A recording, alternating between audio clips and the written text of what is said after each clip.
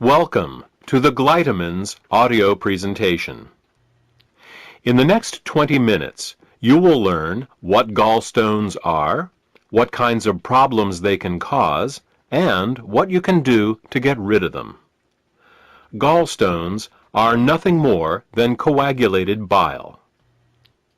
Bile is the green alkaline liquid produced by the liver, which, among other things, helps us digest our food.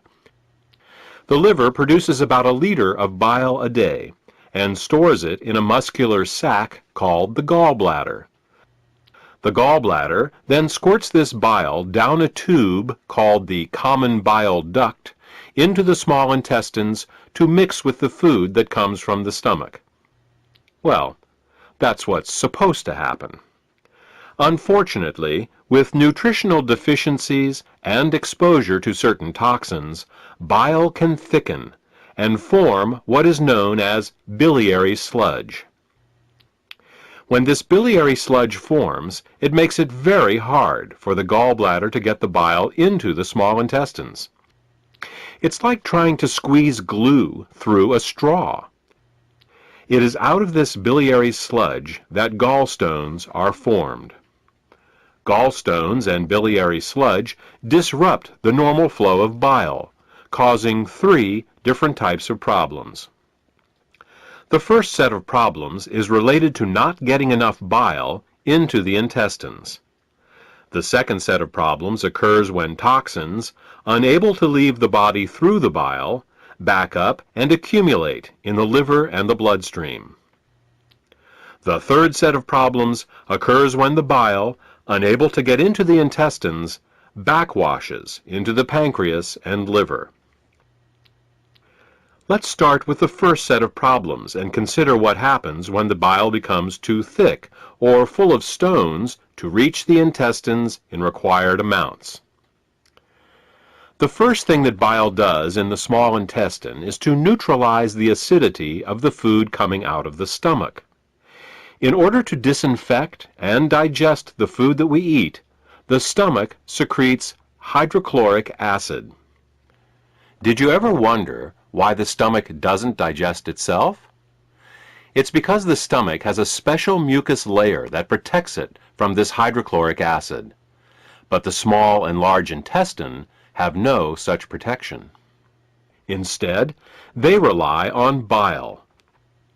Bile is a very alkaline substance, and when it comes into contact with the acidic food from the stomach, the acids are neutralized.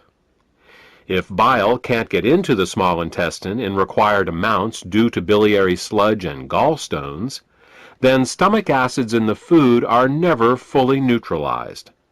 They can cause acid burns along the entire length of the small and large intestines, all 30+ feet of them.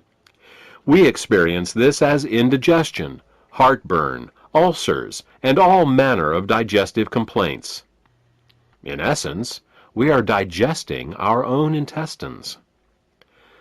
The next thing that bile does in the intestine is to emulsify the fats and oils in the food that we eat. Emulsification is the process by which fats and oils are made water-soluble. To understand emulsification, think of soap. It's next to impossible to rinse grease off a dish with just plain water. But if you put a drop of soap on the dish, the grease washes right off. That's because soap is an emulsifier. It's what allows fats and oils to mix with water. Bile is the body's natural emulsifier, and it is what allows us to digest the fats and oils we eat. Without this emulsification process, essential fats, oils, and all the fat-soluble vitamins we eat become very difficult to absorb.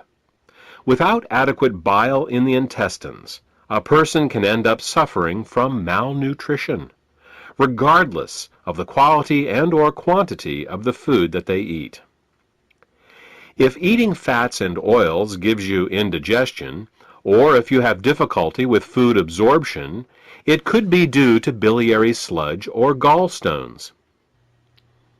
The next thing that bile does in the intestines is to stimulate Peristalsis. Peristalsis is the rhythmic, wave-like motion of the intestinal muscles that moves the food through our digestive tract. If you don't get enough bile into your intestines, you're bound to be constipated, no matter how much fiber you eat. Some people have the misfortune of experiencing alternating constipation and diarrhea. This can be a very confusing experience, but the cause can be quite simple. Without sufficient bile, the hydrochloric acid-rich, partially digested food just sits in the intestines with no peristalsis. Thus, a person becomes constipated, but at the same time his or her intestines are being burned. When enough acids build up and the intestines can't take it anymore, they purge themselves with a bout of diarrhea. Then, with the acids evacuated, the process starts all over again. If you are experiencing problems with constipation, diarrhea, or both, biliary sludge and gallstones could be the cause.